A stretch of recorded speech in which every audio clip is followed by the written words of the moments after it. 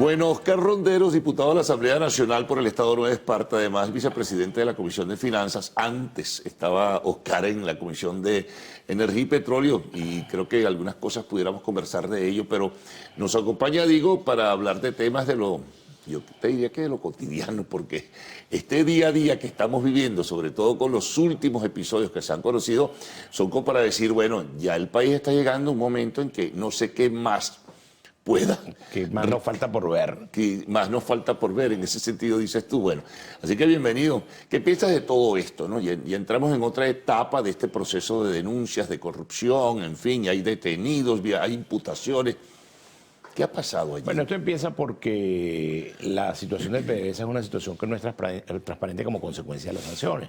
Al tener que vender petróleo sancionado, tienes que pasar por una serie de intermediarios, tienes que buscarte unos mecanismos, unos subterfugios legales, sí, para brincar las sanciones, y eso hace que se establezcan vías poco transparentes para el pago de los buques de petróleo, que se establezcan unas vías poco ortodoxas, no auditables, poco transparentes, y si se levantaran las sanciones, pues lo ideal sería que PDVSA pudiera registrar a quién le vende un buque de petróleo y cuánto le paga por ese concepto y en qué cuenta entra eso. Claro. Yo creo incluso que sería un buen motivo para pedirle al gobierno de los Estados Unidos que habilite una cuenta operativa que tenga una licencia OFAC sin sanciones, donde PDVSA Internacional pueda recibir los fondos que reciba como consecuencia de la venta del petróleo. Digo yo que esto es una consecuencia de las sanciones, pero que además a quienes les tocó la operación, de alguna manera se favorecieron de esa situación y se aprovecharon de ello. Ahora, no hubo un seguimiento.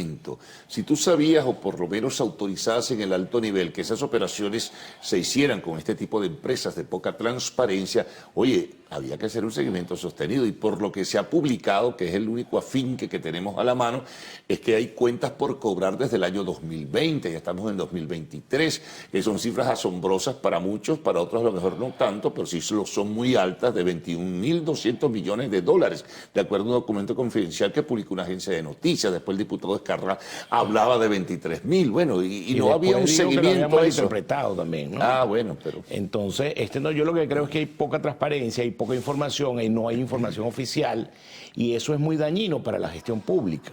Además, fíjate que no es la primera vez que ocurre un escándalo de estos en PDVSA. No, lo de PDVSA viene hace muchos años. El gobierno admite que Rafael Ramírez se robó media PDVSA, pero lo admitió después que nosotros lo presentamos en la Asamblea Nacional y establecimos la responsabilidad administrativa, y ellos negaron con su voto la responsabilidad que establecimos en la Asamblea Nacional pasada.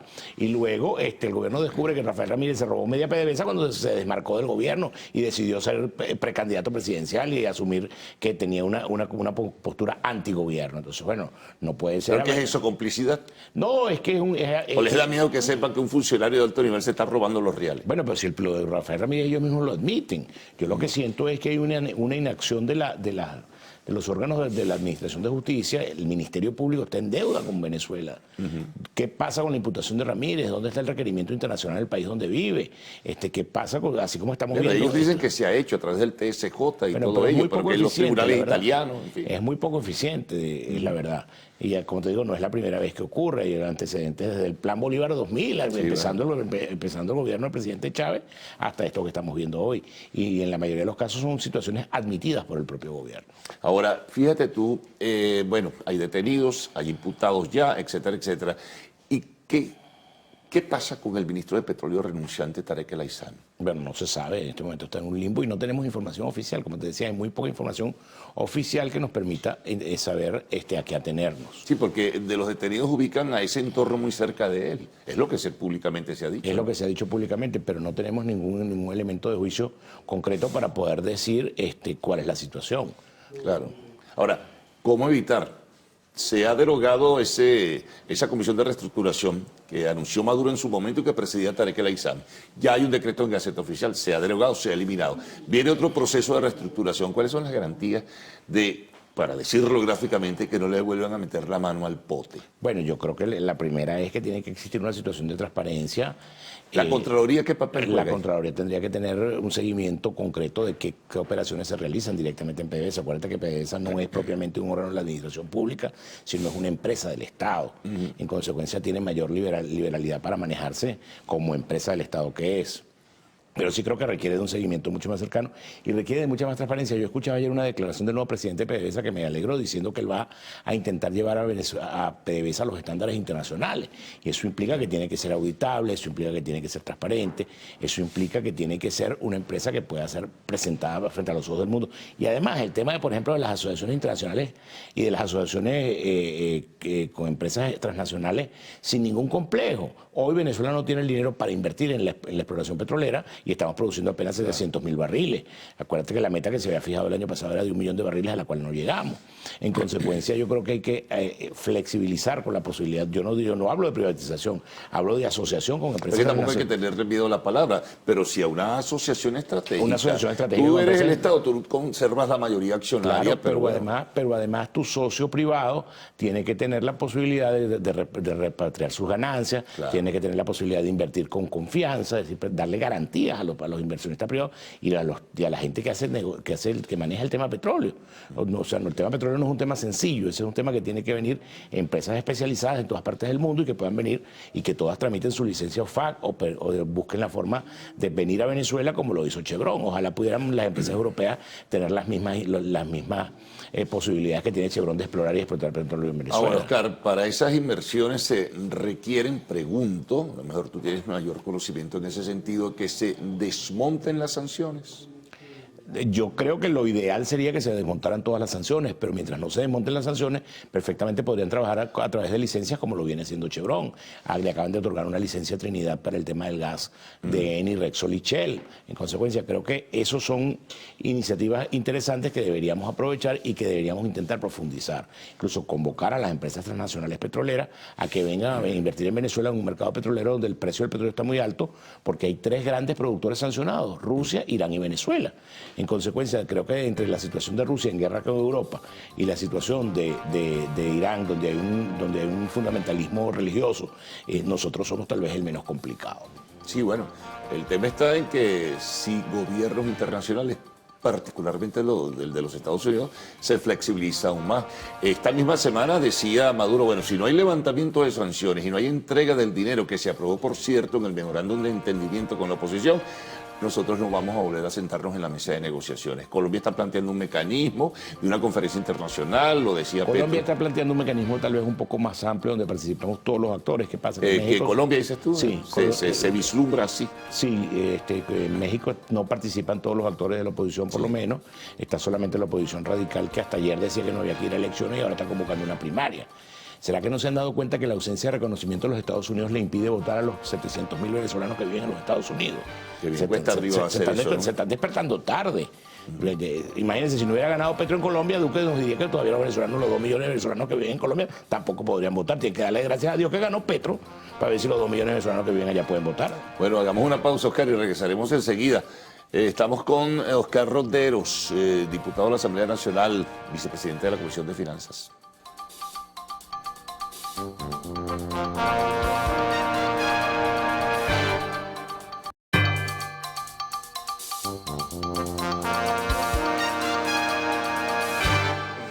Bien, estamos con Oscar Ronderos, diputado de la Asamblea Nacional, vicepresidente de la Comisión de Finanzas.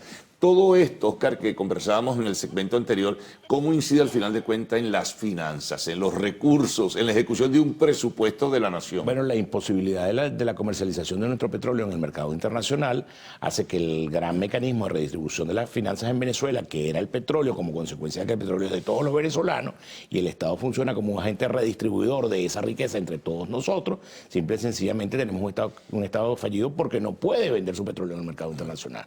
El del fondo... O lo vende a trastiendas, ¿no? Como lo hicieron de las consecuencias. No, y lo vende además en un mercado de petróleo sancionado, donde ahora también... Por menor precio. Por mucho menor precio, con descuento, y además lo vende, ahora compite nada menos y nada más con Rusia, que es un gran productor, mucho más grande que nosotros, y que también está compitiendo en ese mercado sancionado.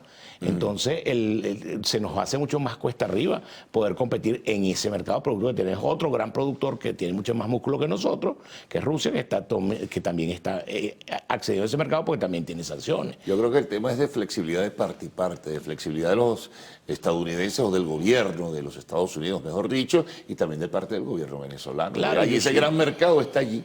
No solo eso, sino que es un mercado que tienes a menos de una semana de barco en los Estados Unidos. Es un mercado que era nuestro mercado natural. Nuestro mercado natural, además nuestro petróleo fue en las refinerías del Golfo de México, están diseñadas para procesar el petróleo venezolano, que es un petróleo pesado y extrapesado. Entonces, bueno, ¿por qué eso fue así? Bueno, porque será nuestro cliente natural. Hasta que decidimos pelear con el cliente y lo corrimos. Ahora, ¿hasta qué punto, Oscar, esas alianzas que algunos llaman de supervivencia que ha establecido el gobierno venezolano con Rusia, con China, con Irán, impiden ese proceso de flexibilización frente a los Estados Unidos? No, yo creo que Venezuela tiene la obligación. Está muy atado al gobierno venezolano. Tiene que tener la obligación de tener una postura soberana y una postura de los intereses de Venezuela. En algún momento, si los Estados Unidos te cerró la puerta y miraste para otro lado, era perfectamente válido. Pero bueno, si mañana los Estados Unidos te dicen, puedes venir a vender petróleo en los Estados Unidos, nosotros no tenemos por qué negarnos a eso. Si Europa nos abre la puerta y puede decir, podemos recibir gas venezolano, que está haciendo bastante falta en Europa, producto del cierre del gasoducto Nord Stream 2 que venía de Rusia, pues bueno, creo que nosotros tenemos la obligación de convertirnos en el mercado alternativo de Europa en gas y de los Estados Unidos en petróleo. ¿Qué papel puede jugar ahora el gobierno de Petro en todo esto? Está jugando un papel muy importante el gobierno del presidente Petro, sobre todo en la relación con los Estados Unidos, y funciona como una especie de bisagra. Ya Petro está hablando de una conferencia internacional bastante más amplia, con la participación de todas las oposiciones, y creo que eso va a ayudar bastante. Creo que la visión plural, no solo la visión de un sector de la oposición, ayuda a construir una solución entre nosotros. La primera solución que tenemos que darnos es, primero, no hay solución de facto, no hay solución de fuerza, no puede salir del gobierno por las malas, incluso no puede salir del gobierno contra ellos sin establecerles una ruta de salida. La otra cosa, mientras la cabeza del presidente Maduro tenga precio en los Estados Unidos, no es un buen mecanismo para reconciliación en Venezuela. Quien que tenga precio sobre su cabeza va a dejar el poder corriendo el riesgo de que mañana lo puedan perseguir. Entonces, bueno, creemos que tenemos que construir una ruta, incluso para mañana, cuando nosotros ganemos las elecciones, poder gobernar. ¿Se puede dar por muerto el proceso de negociación con los factores de la plataforma unitaria? Pareciera que la plataforma no representa todo lo que es el colectivo opositor venezolano, y pareciera que México lo han dejado languidecer de alguna manera. El tema de la firma de los 3.000 millones de dólares para la ayuda humanitaria y no haberse concretado. Sí, algo pasa con el Departamento del Tesoro de los Estados Unidos. Bueno, la carta que manda el Departamento del Tesoro de Naciones Unidas, donde le dice que no abre la cuenta en los Estados Unidos, dicen que fue a petición de Leopoldo López. Entonces, ¿tanta influencia a ti? Pero bueno, dicen que ahora está mudado para Washington y ayer estaba en el Senado pidiendo más sanciones. Es decir, definitivamente es un señor que no tiene conciencia de lo que se está viviendo en Venezuela. Las sanciones están matando de hambre a nuestra gente. Entonces, bueno, las sanciones es imposible a estas alturas que alguien sostenga que la solución es con más sanciones. Con más sanciones se fortalece el gobierno, porque el gobierno lo poco que llega lo controla y lo administran ellos y le dan de comer a los de ellos, y los que no son de ellos que se mueran de hambre. Ahora, ¿cómo vas a negociar, a propósito del episodio de corrupción, el petróleo venezolano? ¿A través de qué empresas? Porque las que eran fantasmas se fueron con la cabulla en la pata y no le pagaron. Dicen que solamente se recuperó un 16%. Pero por eso yo digo que en la medida que se levanten las sanciones, la transparencia se impone. Porque tienes que traer empresas reconocidas en el mercado internacional. Tú puedes decir, registrar, le vendí un buque a la empresa tal y me lo pagó en el banco cual, y aquí está el depósito. O sea, eso transparenta la operación. ¿Cómo hacer? ¿Cómo trabajar eso? Bueno, no es fácil. No es fácil, pero bueno, hay que seguir abogando para que las sanciones se levanten. Hay que seguir abogando para que se emitan licencias, hay que seguir abogando para que vengan empresas transnacionales petroleras serias. Aquí está, por ejemplo, la Asociación Venezolana de Hidrocarburos, la AVI, que agrupa las empresas transnacionales en Venezuela que son serias. Y la gente de la AVI nos confesó que ellos habían ido a decirle en Washington que si ellos preferían una estructura negra, gris, de la que no podían ver, o preferían una estructura con empresas serias que podían exhibir sus balances y que podían decir estamos haciendo negocio petrolero transparente. Mira, hablemos un poquito, abramos un paréntesis para cerrar sobre política, ¿cómo van ustedes trabajando? ¿Cómo están visualizando? ¿Cómo se están organizando de cara a lo que será un proceso electoral presidencial en 2024? Nosotros dentro de la Alianza Democrática estamos trabajando primero en el fortalecimiento de las candidaturas propias. Estamos trabajando en el fortalecimiento del partido. Yo estuve este fin de semana de gira en el estado de Nueva Esparta, donde soy diputado. Instalamos el comité municipal en el municipio Marcano, en Juan Griego. Estuvimos en el municipio Gómez. Estuvimos instalando 4 comités locales en el municipio de Tubores con la alcaldesa Iraima Vázquez de Tubores. Estuvimos en el municipio de Arismendi instalando también unos comités locales, fortaleciendo el partido, haciendo estructura, haciendo músculo y ver si luego podemos consensuar dentro de la propia Alianza Democrática una sola candidatura de la alianza. Y luego ir a hablar con el resto de la oposición a ver si podemos encontrar una candidatura única posible de toda la oposición. El candidato de ustedes, y con esto concluyo, sigue siendo Bernabé Gutiérrez. Sigue siendo Bernabé Gutiérrez y tiene el respaldo aproximadamente del 90% del partido. Hay otras candidaturas que van a la consulta interna, pero bueno, ya acordamos que vamos a hacer un comité directivo nacional y tal vez un proceso de elección primario o a lo mejor no de base directamente, un colegio electoral que podría ser la solución para resolver quién será nuestro candidato definitivamente. Oscar, muchas gracias por todas las informaciones. Nos pasamos por varios temas bien importantes, por cierto. Bueno, una pausa. Arte y espectáculos al retorno.